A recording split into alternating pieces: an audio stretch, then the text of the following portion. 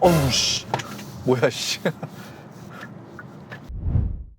자, 지금부터 스포티지 LPG 모델과 함께 달려보도록 하겠습니다. 처음에 시동을 켰을 때 느낌은 조용하다. 이 차량은 가솔린이랑 좀 느낌이 비슷해요. 아이들링 시 그 엔진 돌아가는 소리랑 뭐 몸에 느껴지는 진동이나 뭐 이런 것들이 가솔린 모델과 좀 비슷합니다. 디젤과는 좀 다르고요. 엔진 파워는 좀 이게 2리터 LPG 엔진인데 최고 출력이 146마력이에요. 그리고 최대 토크가 19.5kg 포스미터거든요. 이 정도의 파워라면은 NF 소나타 페이스리프트 전에는 MPI 엔진을 썼던 걸로 알고 있거든요. 그 엔진 정도의 파워를 갖고 있다고 보시면 돼요. 그러니까 나쁜 편은 아니죠. 확실히 나쁜 편은 아닙니다. 그리고 이 스포티지라는 차체를 끌어주기에도 이 정도 엔진의 파워면은 뭐 괜찮다고 볼 수 있어요. 하지만 성능을 보고 구매하는 차는 아니라는 점은 분명히 알고 계셔야 됩니다. 이게 파워가 뭐 적당한 정도지 파워가 좋다 이런 말씀을 드리는 건 아니에요. 그러니까 일상적인 주행에서는 불편함 없이 탈 수 있겠지만 진짜 내가 달려보고 싶다 그러면 좀 한계를 느낄 수밖에 없습니다. 예를 들어서 2리터 디젤 엔진 같은 경우에는 한 200km 시속 200km까지 올라가는 게 어렵지 않습니다. 쭉 밟고 있으면 올라가는데 이 차량 같은 경우에는 한 150 넘어가면은 가속 붙는 속도가 좀 느려요. 150 정도로 달리고 있으면은 되게 편안합니다. 그러니까 차의 어떤 차량의 포텐셜은 그 이상인데 엔진 속도가 안 올라가니까 편안하게 달릴 수가 있더라고요. 하여튼 이게 좀 농담이고 시속 150 이상 올라가면은 좀 버겁다는 느낌이 좀 들더라고요. 그리고 이게 자동 6단 미션이 매칭이 됐거든요. 자동 6단 미션이 매칭이 됐는데 고속 이거 지금 방금 이렇게 킥다운이 일어나면서 내가 한 80에서도 조금 더 빨리 밟고 싶다 그러면 그냥 미션이 바로 킥다운을 시켜버려요. 킥다운을 시켜버리는데 이때 엔진이 왕 하면서 올라가는 게 그 가솔린 엔진처럼 그렇게 기분 좋게 뭐 이렇게 킥다운이 되는 게 아니라 왕 하면서 부밍하는 게 좀 귀에 거슬립니다. 그래서 그러니까 미션이 내 마음대로 움직인다라는 느낌이 안 들어요. 이게 아무래도 차이점인 것 같아요. 이질감이 좀 느껴지긴 하죠. LPG SUV가 또 한 대가 있잖아요. 그 차량 같은 경우는 CVT 미션이잖아요. CVT 미션보다는 이 자동 6단 미션이 나은 것 같아요. CVT 미션은 저는 진짜 적응이 안 되더라고요. 그 이질감이 진짜 적응이 안 되는데 이건 그래도 뭐 그 정도는 아닌 것 같습니다. 자, 아까 말씀드렸듯이 정숙성은 가솔린 엔진 수준이고요. 그래서 SUV 타면서도 마치 세단 타는 것처럼 그런 정숙성, 그런 느낌이 들어요.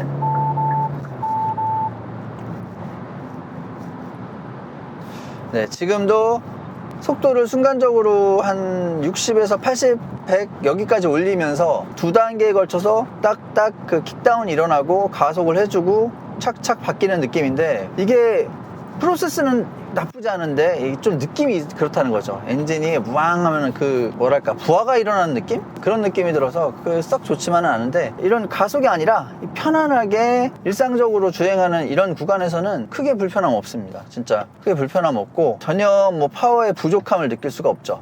이 LPG 엔진이 옛날에는 참 진짜 파워가 없었거든요. 어머니가 항상 LPG 차를 타가지고 예전에 뭐 소나타 3라든가 뉴EF 소나타 그리고 지금은 이제 뉴라이즈 LPG를 타고 계신데 뉴EF 소나타 탔을 때 생긴 거는 진짜 당시에 2002년 3년 이때니까 예쁘잖아요. 그때 생긴 건 되게 예쁜데 진짜 답답했거든요. 안 나와가지고 너무 안 나와가지고 답답했는데 지금 LPG 모델은 그렇지는 않은 것 같습니다. 진짜 많이 발전했다는 생각이 들고 아까 제가 말씀드렸던 몇몇의 단점이 있긴 하지만 뭐 단점 없는 차가 어디 있겠습니까? 몇몇 단점도 충분히 뭐 감수할 만하다 이런 생각이 들고 스티어링 휠 같은 경우에는 MDPS C타입이 들어갔어요. 요즘에는 REPS R타입을 많이 쓰는데 이건 C타입이에요. C타입은 이 축에 그 모터가 들어가 있다고 하더라고요. 그래서 모터가 가깝기 때문에 소음이 심하고 그리고 뭐 핸들링이 그렇게 썩 좋지는 않다 뭐 이런 단점이 있지만 구조가 단순하고 가격이 싸서 쓸만하다 뭐 이런 장점이 있고 R 같은 경우에는 저 안쪽에 모터가 들어가기 때문에 훨씬 더 그 핸들링이 좋아지고 그리고 소음이 모터가 저 안에 있으니까 소음이 크게 없고 대신에 가격이 비싸다 그리고 구조가 복잡하다 이런 장단점이 있잖아요. 너무 장황하게 설명했다. C타입이라고 해도 이 차 같은 경우에는 뭐 핸들 돌릴 때 소음이 그렇게 나진 않아요. 그리고 과거의 C타입 MDPS는 진짜 핸들링 이상했거든요. 근데 지금 보면은 핸들링이 썩 나쁘지는 않습니다. 뭐 꺾어주는 만큼 돌아가고 대신에 이 핸들에서 느껴지는 그 쫀득한 느낌 좀 고급스러운 핸들링을 보여준다 이런 느낌은 C타입이 좀 그런 건 없어요. 좀 약간 뻑뻑한 느낌도 들고 인위적인 느낌도 좀 들어요. 하지만 옛날처럼 그렇게 난 분명히 이렇게 가고 있는데 차가 그렇게 안 쫓아오는 것 같아 이런 느낌은 없다는 거. 자, 그리고 가속력은 이거 보시다시피 이 LPG 엔진이 좀 고 RPM을 위주로 쓰는 엔진 같아요. 그래서 토크나 출력을 뽑아내려면은 RPM을 좀 많이 써야 되는 것 같습니다. 몇 RPM에서 최대 토크와 최고 출력이 나오는지 좀 알아보려고 했는데 그거 찾을 수가 없었어요. 제가 공부를 좀 했는데 시간이 좀 더 있었으면 찾아봤을 텐데 찾아보지 못했습니다. 근데 이렇게 타보면은 확실히 그런 느낌이 들고 고RPM에서 파워를 내는 엔진이다, 그런 생각이 좀 들고요. 방금 전에 코너를 이렇게 돌아왔는데 이 차량 차체 세팅 자체가 좀 약간 하드해요. 단단하게 세팅된 느낌이 많이 드는데, 그렇다고 할지라도 SUV거든요. 그러다 보니까 코너를 돌 때 어느 정도 좀 이렇게 움직임은 있어요. 롤링은 좀 있고, 사실 롤링이 없을 줄 알았거든요. 근데 있더라고요. 롤링이 있어요. 롤링이 있는데 세팅이 하드해요. 그래서 좀 방금 말씀드렸듯이 하체 세팅이 좀 하드하게 돼 있어서 이 차량은 제가 보기에는 40, 50대, 50, 60대 이렇게 좀 연세 있으신 분들이 타기에는 좀 적절치 않다라는 느낌이 좀 들어요. 물론 뭐 적응하면 되지만 딱딱하니까 허리 쪽에 포장도로에서는 큰 문제가 안 되는데, 동네길이라든가 비포장도로라든가 아니면 과속방지턱을 만난다든가 그럴 때 거기를 통과하면서 느껴지는 충격이 허리 쪽으로 좀 오더라고요. 그래서 이거는 세팅 자체가 20, 30대 젊은 분들을 위한 세팅이다, 이런 생각이 들어요. 주 타겟이 거기잖아요. 2030이잖아요. 그 타겟에 맞게 좀 단단하게 세팅이 돼 있다, 그런 생각이 들고, 단단하게 세팅이 돼 있기 때문에 고속주행에서는 이점이 있습니다. 고속주행에서 제가 시속 180까지 밟아봤는데 그 고속주행에서의 안정감이 나쁘지 않았습니다. 확실히 단단하게 세팅이 돼 있다 보니까 그렇게 고속에서도 크게 움직임이 없고 안정적인 주행을 해준다는 게 인상적이었습니다. 가속 성능하니까 또 하나가 생각나는데, 이 차량이 아까 말씀드렸듯이 20이 채 안 되는 최대 토크를 갖고 있어서 펀치력이 그렇게 좋은 건 아니에요. 그래서 페달을 밟았을 때 확 차가 앞으로 빵 치고 나간다라는 느낌은 별로 들지는 않습니다. 근데 초반에 서 있다가 가속 페달을 딱 밟았을 때 그때 튕겨나가는 느낌이 있어요. 그러니까 그 세팅을 그렇게 해놓은 것 같아요. 가속 페달을 딱 밟았을 때 신속경쾌한 반응을 가진 차다라는 첫인상을 느낄 수 있도록 그렇게 세팅을 한 것 같은데, 그런 부분이 좀 특이한 부분이었어요. 브레이크는 더도 말고 덜도 말고 그냥 기아 수준? 네, 일반적인 기아 자동차에서 딱 느낄 수 있는 그 브레이크 수준이에요. 옛날에는 기아차가 브레이크를 딱 밟았을 때 앞쪽에 밟자마자 느껴지는 제동감이 있다가, 근데 쭉 깊게 밟아도 제동되지 않고 쭉 밀리는 느낌이 있었거든요. 그러니까 담력이 왜 앞에 몰려있다 그러잖아요. 가속 페달 딱 밟았을 때 잘 쓰는 것 같은데 쭉 밟아도 쭉 미끄러지는 그런 느낌이 들었었는데, 최근에 현대기아의 브레이크 세팅은 상당히 좋아졌죠. 그렇게 쫙 밀린다거나 그런 느낌은 안 들고 적절하게 뭐 엔진 성능 제어하고 있다, 이렇게 말씀드릴 수 있겠습니다. 그 실내 디자인에서 말씀드렸듯이 이 시트의 어떤 세팅 자체는 인체공학적으로 잘 해놨어요. 그래서 편안한 착좌감을 느낄 수 있는데, 다만 이제 시트도 마찬가지로 좀 단단한 느낌이 들어요. 이거는 하체 세팅과 함께 그렇게 세팅을 해놨기 때문에 꽤나 단단합니다. 그래서 장거리 주행에서 허리는 좀 덜 아플 것 같아요. 쿠션 너무 좋은데 오래 누워있거나 오래 앉아있다 보면 허리가 막 되게 아프거든요. 그런 느낌은 안 들 것 같습니다.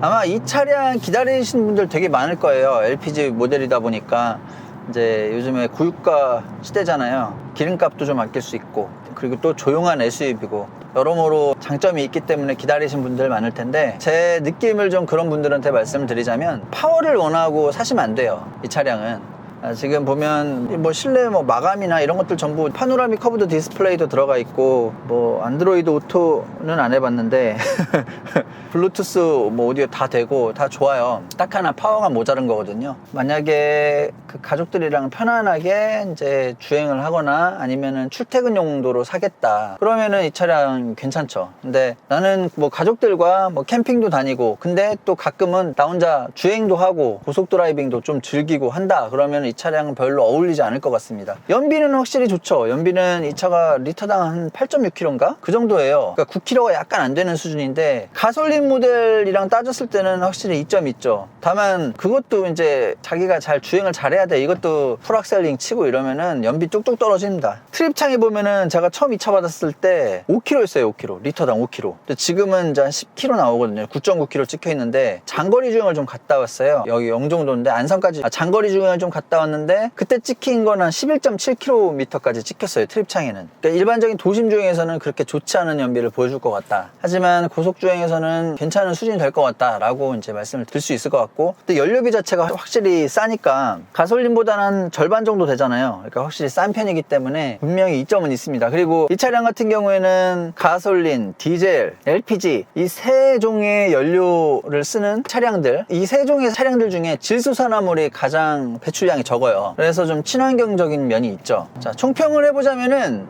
멋진 스타일링을 가지고 있고 좋은 실내 구성을 가지고 있고 무난한 주행 성능, 나쁘지 않은 핸들링, 나쁘지 않은 제동력을 가지고 있는 괜찮은 차다라고 말씀드릴 수 있겠고, 만약에 자신이 그냥 주행을 엄청 좋아하고 엄청 즐기는 사람이 아니고 그냥 이 차량으로 패밀리카로 쓰거나 아니면 출퇴근용으로 쓰겠다 싶으면 꽤 좋은 만족감을 줄 것 같아요. 다만 평상시에 좀 운전을 되게 즐기고 또 고속주행도 막 해보고 그리고 또 하드한 캠핑을 한다 하면은 이 차량은 좀 안 맞을 것 같고요. 그런 장단점이 있으니까 잘 따져보시고 시승 한번 해보시고 그렇게 구매를 결정을 하시면 될 것 같아요. 제가 왜 하드한 캠핑을 하시는 분들한테는 안 맞는다고 말씀을 드렸냐면은 트렁크 공간이 예전에 LPG 차량들보다는 공간이 확실히 확보가 돼 있어요. 도너 탱크를 쓰면서 확실히 확보가 돼 있는데, 다만 그럼에도 불구하고 공간적인 손실이 있습니다. 그렇기 때문에 하드한 캠핑을 하시는 분들이라면은 차라리 그냥 가솔린이나 디젤이 나을 것 같고, 그리고 말씀을 안 드린 게 이제 반자율 주행인데, 반자율 주행은 뭐 잘 돼요. 잘 되긴 잘 되는데 느낌이 되게 만족스러운 느낌은 아니었어요. 지금도 한번 보면은 뭐 고속도로 주행 보조도 다 되거든요. 되는데 이게 부드럽게 차선 중앙을 맞춰준다기보다는 이러면서 맞춰주는 느낌이랄까? 핸들링이 막 이렇게 하면서 맞춰주는 느낌이라서 그런 느낌은 좀 아쉬웠죠. 근데 뭐 안 되는 건 아니고 이게 뭐 부족하다는 그런 얘기를 드리는 게 아니에요. 제가 느꼈던 느낌이 그랬다는 거고요. 또 제가 잘못 느낀 걸 수도 있으니까 이건 한번 경험해 보시길 바라겠고, 지금도 보면은 조작량이 이렇게 부드럽게 가는 게 아니라, 자, 어우 씨, 뭐야 씨, 왜 안 꺾어? 분명히 들어와 있는데 왜 안 꺾었지? 아, 이게 안 켜졌구나. 에이씨. 그리고 제가 이런 거 말씀드리는, 이게 저기 후측방 모니터도 된다는 거, 후측방 모니터도 된다는 거, 이런 거 좋죠. 자, 그럼 마지막으로 제가 고속도로 여기 반자율 주행 한번 틀어보고 마치도록 할게요. 자,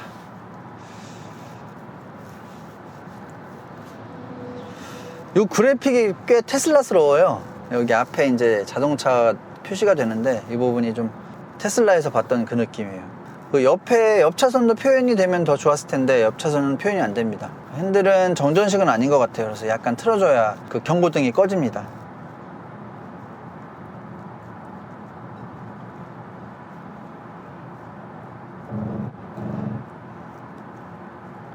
자, 보시는 것처럼 방향 전환 적당하게 이제 이렇게 돌고 있죠.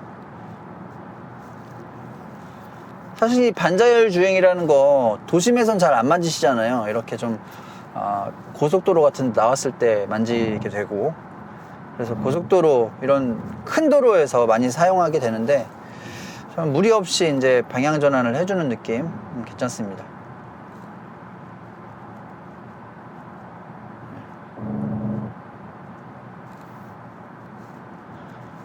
그리고 이 경고등이 들어오는 텀도 그렇게 짧지는 않아요. 뭐 적당한 수준이라고나 할까?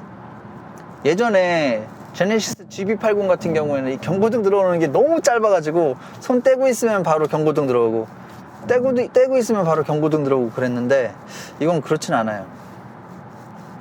그리고 또 만족스러운 걸 말씀드리자면은 이 블루투스 있잖아요. 블루투스 사용할 때 딜레이가 되게 적더라고요. 그러니까 뭐냐면 싱크가 좀 잘 맞는다 그래야 되나?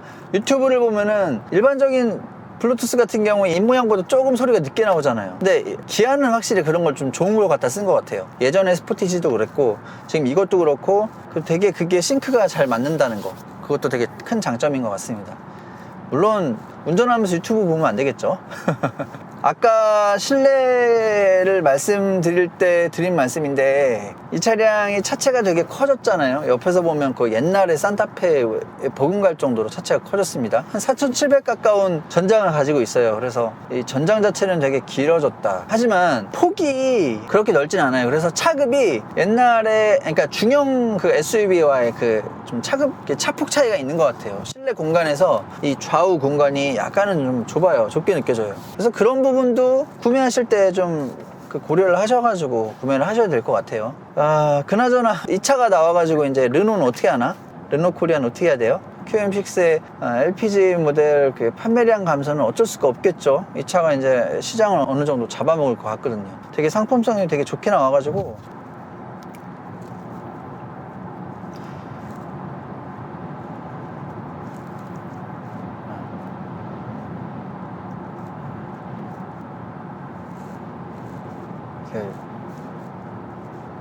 자, 어떠세요? 방금 전에 코너링 쭉 말없이 한번 돌아봤는데 이렇게 이제 평범한 속도에서의 코너링 돌 때 느낌도 나쁘지 않아요. 아까 총평상에서 말씀드렸듯이 네, 엔진 빼고는 다 똑같다. 네, LPG 차 성향을 다들 아시잖아요. 네, 그 성향의 차다 이렇게 보시면 될 것 같고 무난한 도시명 준중형 SUV다 이렇게 마무리를 지으면 될 것 같습니다. 자, 이것으로 스포티지 LPG 모델 시승을 마치도록 하겠습니다. 도움되셨다면 구독과 좋아요 많이 부탁드리고요. 여기까지 시청해 주셔서 정말 감사드립니다. 감사합니다.